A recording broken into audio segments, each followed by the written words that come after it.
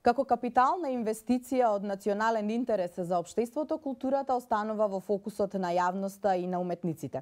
За едни таа е носечки столб за префинетоста и созревањето на самата заедница.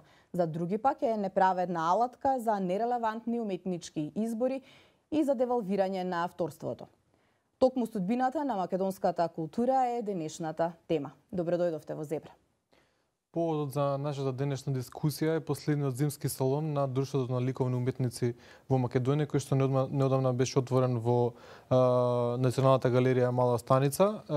Пред да почнеме дискусијата, само мало посетување дека може да се вклучите и вие со вашите ставови, користејќи го хаштагот и на Твитер и на Facebook ЗебраМК и коментирајќи на нашиот пејдж на Facebook. Денеска со нас се Златко Теодосиевски и Атанас Ботев, двајца вклучени луѓе во уметничката сцена во Македонија.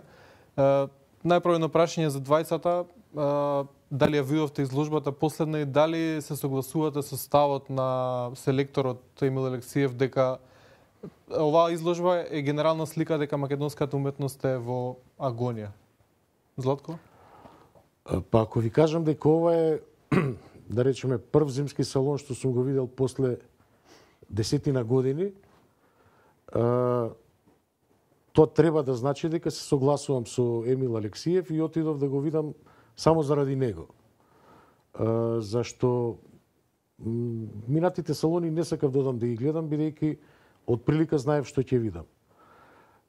Сега сакав да видам што Емил успеал да направи во ваква ситуација. Првенствено тоа ме интересираше, иако горе-долу повторно знаев што ќе видам. Меѓутоа ми се допадна неговото истапување пред салонот, неговото искажување во врска со состојбите во македонската уметност денес. Малку ме зачуди што он се нафатил на таква работа, морам да бидам искрен. Дури имав и еден текст каде што отворено го повикав да не се нафаќа на тоа. Меѓутоа малку по сериозно размислување реков па зошто да не. Јас би се нафатил доколку условно ме поканеле. За да го искористам моментот за она што го направи Емил Алексиев, да еднаш, конечно, после толку години, да каже на кое дереже дојде на македонската ликовна уметност. Значи, да одговорам уште еднаш директно на вашето прашање, да, го видов салонот, меѓутоа очекував дека ќе биде лош како и сите претходни. Атанас? Па јас се согласувам со она што го кажа Златко. Мислам дека више долги години Друштвото на ликовни уметници е во некаква хибернација, но добро е што од време на време се појавуваат некои млади уметници кои што се обидуваат да ги променат работите се. Не знам колку тоа ќе може да се направи, имајќи предвид дека више долги години е во некаква стагнација целата ситуација. Меѓутоа во целото тоа море на се и се што сепак може да се најдат и да се издвојат некои автори кои што навистина заслужуваат некакво внимание. Меѓу другото, господин Алексиев, ќе го цитирам, од прилика рече, тоест напиша дека нема ниту еден наш уметник кој што изложува своји дела во ниту една пристојна галерија, каде било во цивилизираниот свет, но дека и нема поголеми светски постановки, ниту пак ни гостуваат големи уметници. Каква е според вас тогаш иднината на ликовната уметност? И зошто е тоа така? Нема таленти или едноставно талентите немаат мецени кои што ќе им помогнат финансиски пред се да бидат препознаени надвор од Македонија?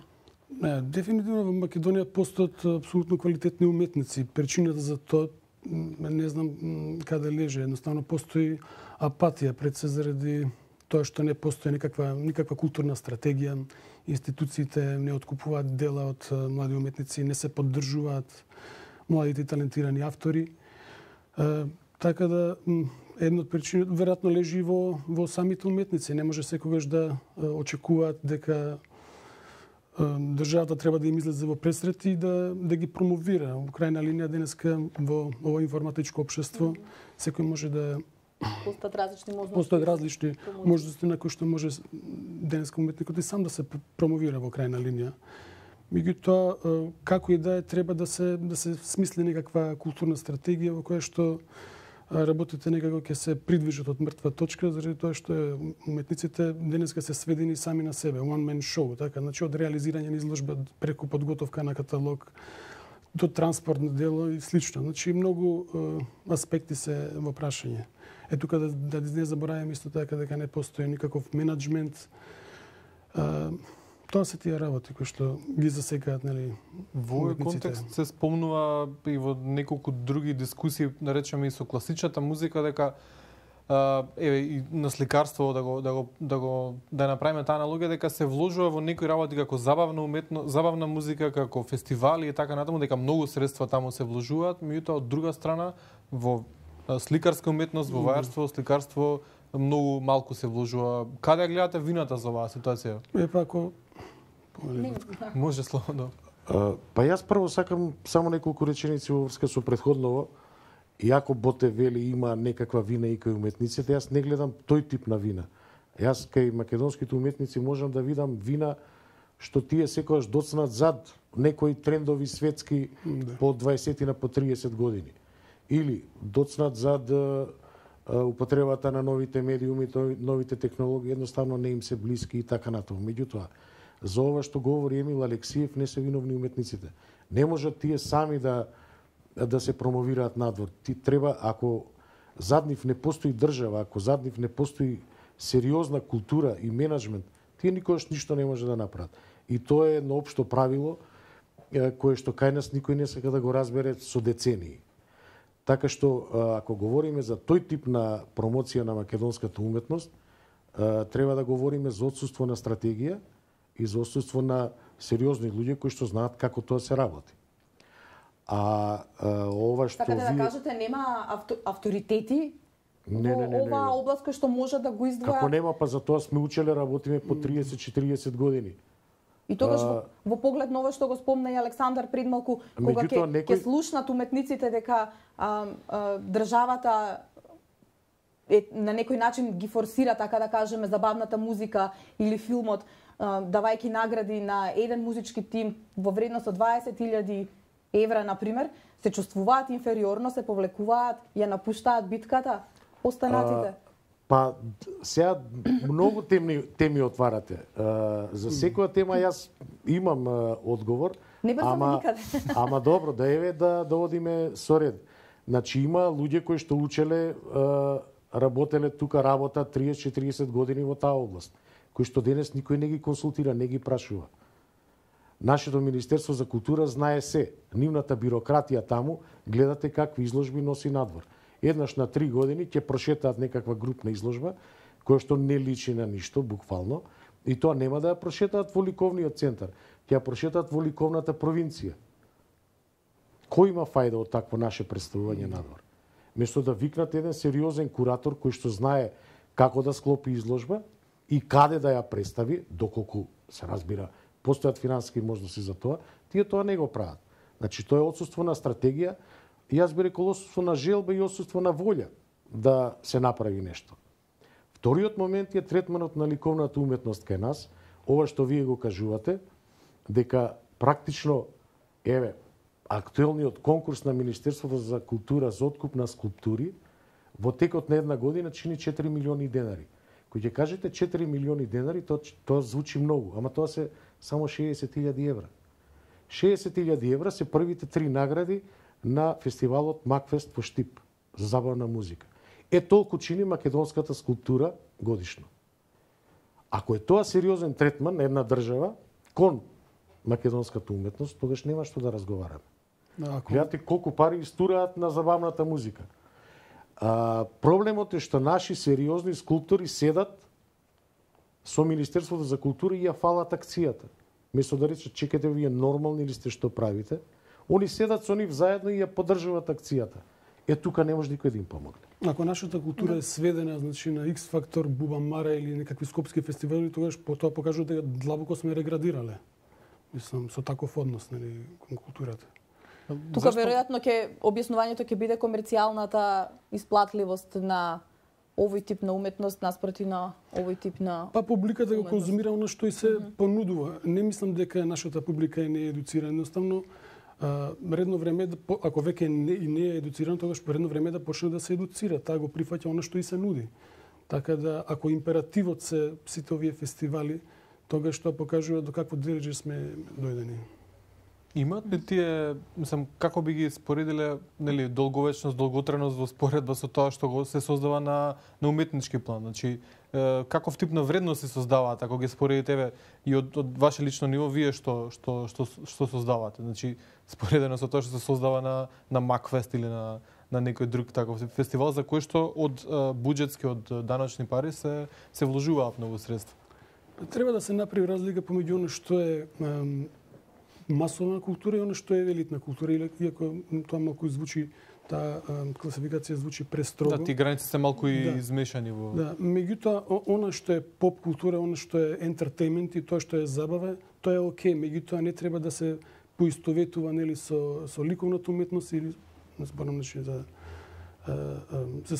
класичната сериозна музика, со театарот или со филмот, така да треба да се направи некаква дистинкција.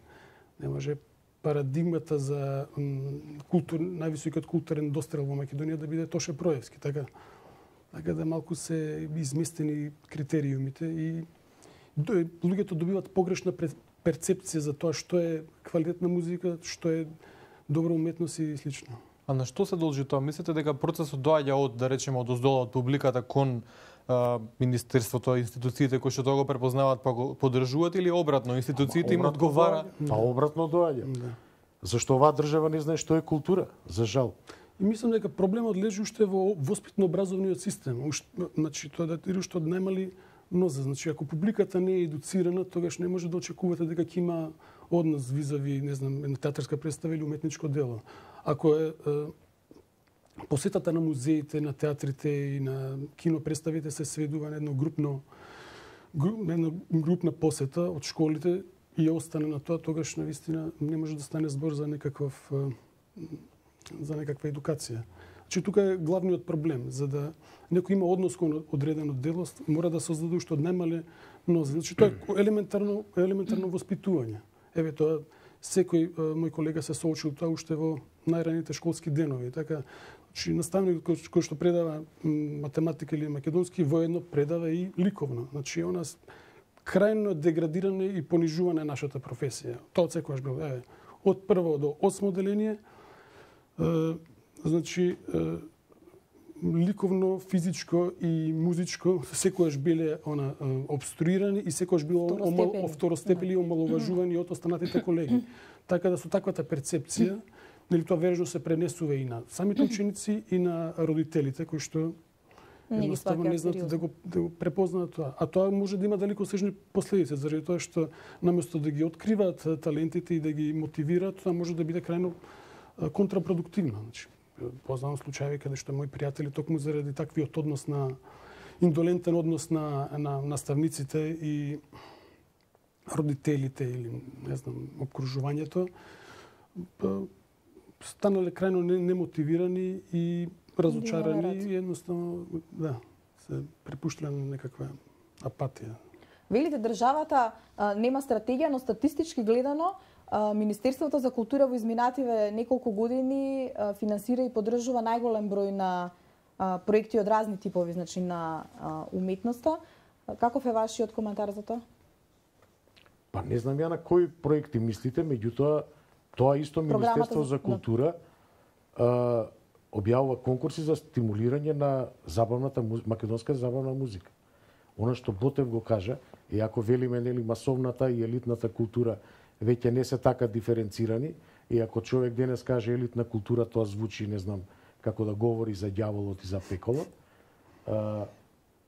Комерцијалната култура не може да биде третирана од страна на Министерството за култура. Побарајте на било кој сајт на Министерство за култура во Европа кој се плетка во забавна музика. Па тоа да му го кажете на некој ќе умре од смеење. Што ќе рече, они не знаат што треба да прават. Не е тоа нивна работа. Ако забавната музика постои во Македонија како пазарна вредност, таа ќе живее како пазарна вредност. И тука завршува приказната. Што има Министерството за култура да финансира создавање на македонска забавна музика? И јас ја следев дискусијата и се појави дечконо од PMG и вели, а јас кај сум? Он зад себе има 100 музички проекти, никој не го смета за музичар. него ги сметаат за музичар, сега да не ги бројам, стварно нема смисла, во навредлив контекст. Добро, поп музиката. Имено. Но Нашата но не поп значи дека музика, не треба освен да се... на Евровизија, не излегува никаде. Така е.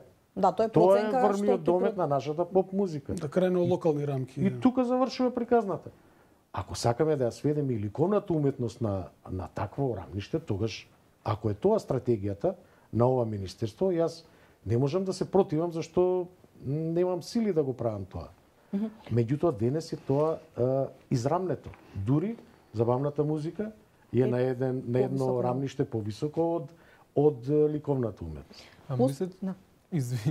Мислите ли дека некој настан како биенале или квадриенале што го има во регионалните држави, ние сме единствена која што го немаме, дека би ги подобрила работите? Значи за тоа се спомнувам и тоа некако многу утивко. Мислите дека тоа би ги подобрила работите на овој план? Ако ме прашате мене, мислам дека не би ги подобрило. Нас ни треба многу работа, сериозна, неколку годишна, да ги стабилизираме прво институциите, па потоа да се зафатиме со една таква работа. Ние говориме 20 години наназад дека немаме една сериозна меѓународна изложба, биенална, триенална или како сакате. Забораваме дека една имаме таква во Битола, која што никој не ја спомнува. Тоа е светското меѓународно графичко триенале, која е многу сериозна манифестација, ама никој не ја спомна зашто не ја знае. Така? Нас ни е поважен Макфест од Битолското графичко триенале. Меѓутоа, еве и да направиме не знам какво светско биенале. Во тоа море на квалитетни денес ликовни манифестации, ние не можеме да одвоиме толку пари за да бидеме на еднакво рамниште со нив. Прво. И второ, ние се уште мислам дека, зашто институциите ги упропастивме, нема кој да се бави со таа работа. Ако, мисли, Министерството да се бави со нивниот стручен кадар, може би може. Јас мислам дека тешко таа работа ќе ја направи. Али да, проблемот е што постои стварно дефицит на такви биенални манифестации, специализирани магазини за уметност и слично. Мислам дека тоа е многу потребно за да се развива некаква сцена. А она што спомна и Златко, Битолското триенале е едно од најпрестижните светски графички триеналиња и навистина е штета што едноставно во таква позиција, едноставно никој не го знае некако како да плива во маргините. Така да Тоа се претвори во локална битолска манифестација. Да. Никој дури не им наложува, донесете го после месец дена од Битола, донесете го тоа во Скопје да го видат луѓето. Нема, тоа никого не го интересира. Ама ги интересира Макфест. Да им даде прва награда 25.000 евра. Па дајте, мислам. Во Битола светски графичари, мислам дека не добиваат повеќе од 3.000 евра. Ако има од тоа поголема срамота за оваа култура, не знам зашто говориме тогаш. Нас нема да ни реши ништо едно ликовно биенале тука, зашто ние веќе заборавивме што работи светот. Погледните наназад 5 години, погледните програмата за култура, вие немате ни едно странско гостување овде. Да, тоа се. Донесо еден вазарели под наводници горе во музеот и направивме циркус, не баре сме донеле нешто, тоа беа принтови некои од 2-3 000 броеви што мислам никој не ги гледа веќе во светот. Па дури кога ќе дојде Златко, дури кога ќе гостува некое светско име, одзивот е катастрофален. Например, се сеќавам Музеот на современа уметност кога гостуваше Томас Руф, мислам светски позната звезда, беше Музеот на современа уметност беше полупразен и тоа навистина е Зборот ми индикативно. мора да создадете вие клима. Ако имате секоја година барем неколку сериозни светски гостувања тука, ако институциите ви работат со сериозни програми, ќе создадете клима, ќе ја вратите публиката, не оди веќе никој на изложба. Зашто нема што да види? Зашо ќе оди? Јас ви реков, не одам на зимскиот салон. Отидов заради Емил Алексиев. Не ме интересира, не сакам да го гледам тоа. Значи, мора да создадете клима, не е тоа само ќе ја спуштиме Деукс, екс макина, изложбата еве, светско биенале и што? Ќе пропадне после второто одржување. Нема, мора да има таква клима во државата. Нема уметност без покровители, но многу очигледно дека главен покровител во нашата држава е самата држава. Што е со меценството? Што е со приватните, еве така да кажеме, спонзорирања или финансирање на уметноста? Па за жал, Зошто нема интерес? како да ви кажам, еден наш уметник се обиде и владите да ги промовира како мецени. Мислам, отидовме до такво едно ниво да една влада биде мецена. Ќе биде мецена кој ќе си брцне во джебот и ќе изфинансира, не знам, изложба или ќе изфинансира друг проект. Нема едноставно зашто владе предпоставам сиромаштија. Па дури и оние што имаат пари, едноставно немаат пари, не ги интересира. Значи, уметноста за нив е повеќе прашање на престиж. Па дури ни тоа. Значи, пак се враќам на таа едукација, кога ќе се создаде некаков однос кон уметничкото дело, такви ново печени јапија, ќе имаат однос и ќе купат уметничко дело заради квалитетот на уметничкото дело, а не заради тоа да биде или да му се усогласува со мебелот или слично. Ја спомена Златко сиромаштијата, значи економската состојба, сите знаеме каква е и на европско ниво се кратат многу трошоци од полето на културата, на уметноста, меѓутоа сепак се создава, дури го знаеме оној став дека во лоши времења се создава квалитетна уметност. Ако ние со нешто може да се пофалиме, тоа е дека живееме во лоши времења, условно кажано да се пофалиме. Гледате ли тоа да се рефлектира во обратна насока? Значи, токму таа тешка ситуација да ги инспирира уметниците конкретно? Уметнички продуктивна. Добра уметност се прави и во тешки, во добри времења, но факт е дека во општествени превирања и турбуленции дефинитивно се плодно тло или за некаква ангажирана уметност. Меѓутоа, кај нас треба да... како е тоа да речеме, дали гледате дека доволно се манифестира или ние секогаш каскаме, еве ако земеме историски така политиката уметноста поготово со експанзијата на модерната некако се одвоија. Дури со 70-тите години со пропаѓањето на модерната, со потиснувањето на модерната некако се одново се отворија тие прашања, така на политика и уметност. Кај нас до крајот на 80-тите години практично современата уметност некако се подпираше се уште на некои рецидиви на модернизмот, нели? Дури со појавата на Центарот за современа уметност и Сорос и заложбата на некои критичари, нели, настана некаков процут условно на концептуалната уметност и тој ангажиран пристап. Така да, како што спомна и Златко, ние секогаш некако каскаме зад светските тенденции, меѓутоа во последно време некако работиме како да се поинтензивира во однос на таа нели ангажирана уметност. Малку е чудна таа теза демек на уметникот ако му кркори стомакот е тоа ќе направи ремек дело. Ја лично никош не сум верувал во тоа, ама можеби да, меѓутоа овде во контекстот на вашето прашање што ние не знаеме што создаваат уметниците. Еве и во вакви лоши времења веројатно ја појма немам Ботев што работи. Иако тоа е моја обврска да знам. Прво, не можам да излезам од работа, зашто ние, како да работиме, не знам, у фабрика, на лента, и ти вика, од 8:30 до 4:30 ќе седиш тука. Мене не ми е работа да седам тука, мене ми е работа да одам кај него. И кај уште десетина како него. Ама да речеме дека тоа не е битно. Може би он работи дома и уште некој работи. Ние тоа не можеме да го видиме, зашто институциите вртат едни исти уметници. Ако не е на листата позитивна, како на Фондот за здравство, и Министерството за култура си има позитивна листа, ако не си на листата, нема да те видиме 2 години, 3, 5, така што ние не знаеме кој што работи. Ние знаеме што работат 4-5 уметници во Македонија и толку. Вашето прашање држи и е на место, ама не знаеме. Ние ќе знаеме кој што сработел кроз 5 години, кроз 10 години, ќе излезат резултатите и ќе кажеме да, тоа лошо време дало вакви резултати. Ние сега појма немаме кој што работи. Неодамна на некои од новите медиуми можевме да ги видиме приказните за последните 5 и 10 години од животот на брачниот пар Саздовски, значи Пандора Апостоловска и Сашо Саздовски, но исто така и на Дарија Андовска и млада композиторка, значи затоа истакав да ве прашам како е можно македонската јавност да не знае дека Дарија имала 29 настапи низ цела Европа, дека имала 3 светски премиери, 2 театарски премиери, 14 епизоди од документарен филм. Значи тоа го дознавме од статусите кои што уметниците ги ставаат на своите Facebook профили. Дали некаде постои проблем во комуникацијата меѓу уметниците и македонските медиуми? Па не знам дали е тоа проблем на медиумите, ама да, во еден дел е. Ама ние во принцип сме игнорантска нација. Нас не интересира надвор што се случува. Па ние го имаме Бождар Дамјановски 30 години. од Македонија, 30 години не го слика во Белград. Ние појма немаме што работи тој човек. Бора Илјовски имаше огромна ретроспектива во Белградскиот музеј на современа уметност, ја случајно ја видов пред 10 години. Човекот почина пред некоја година, ние не знаеме дека починал.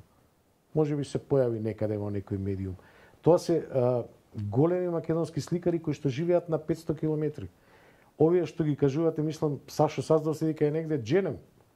Така што тој е и дури и далеко, ајде па не можеме да знаеме.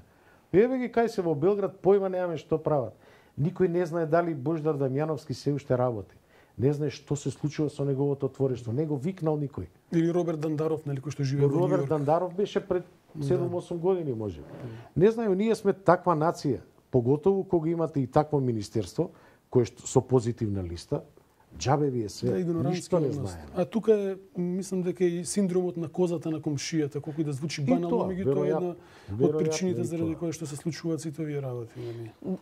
Но муабетот ми е да не зборуваме само за нашите уметници кои што се надвор од Македонија, што е со Бутевс уметниците, со вашите колеги, со вас кои што се во Македонија? Има ли еден малку проактивен, така да кажам, однос, па да им се пристапи на медиумите, да ги поканите, да ги дружите, неформална комуникација, да не е тоа Facebook профил, но сепак, мислам, нема медиум во кој што нема редакција која што ја следи културата.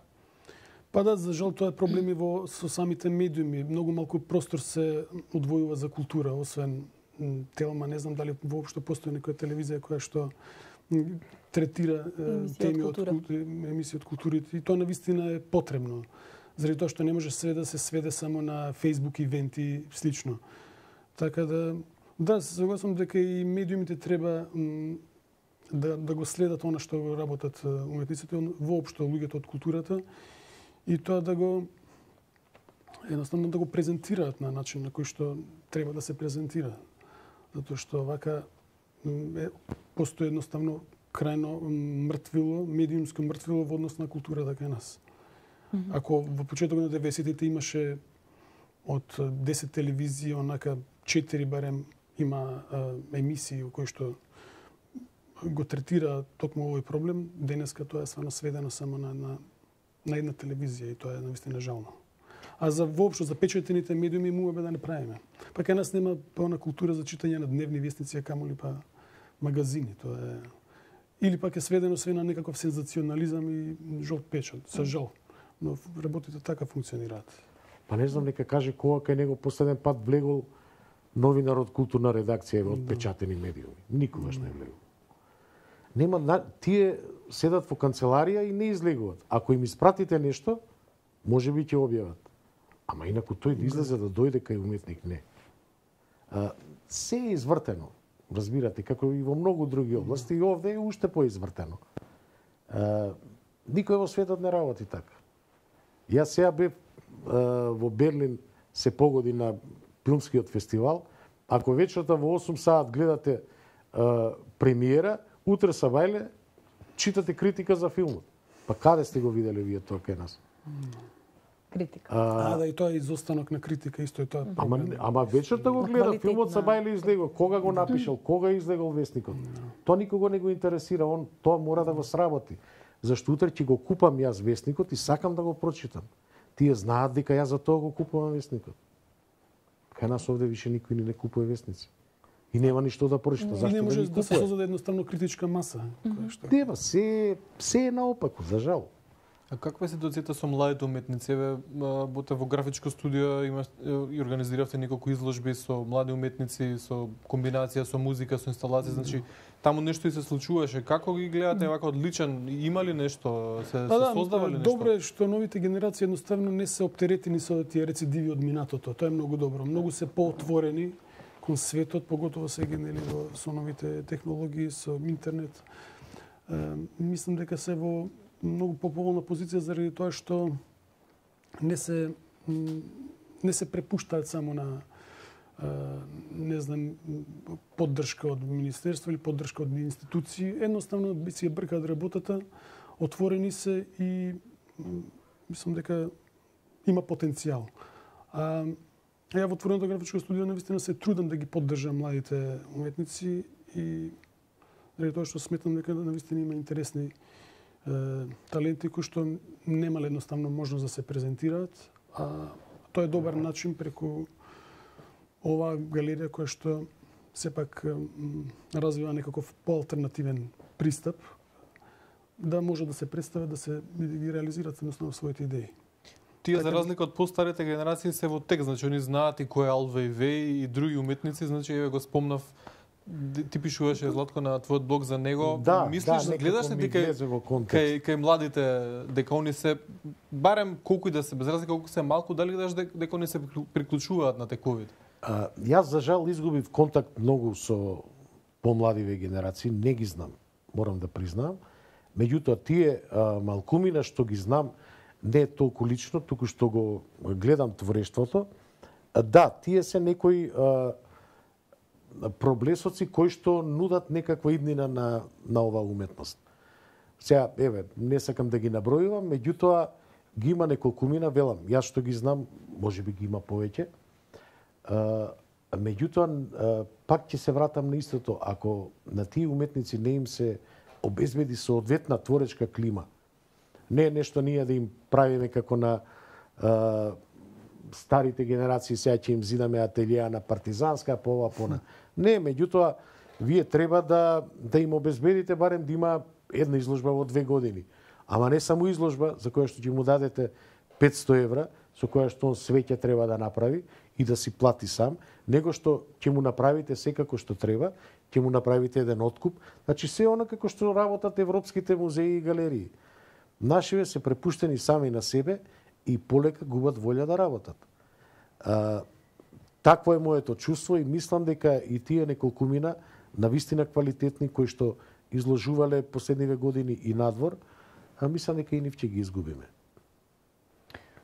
Добро, Атана Златко, ви благодариме за гостувањето во Зебра. Беше задоволство да се отвори ова малку несекојдневна и маргинализирана тема во медиумите. Ви благодариме и вам што не следевте, се гледаме за една недела. Пријатно.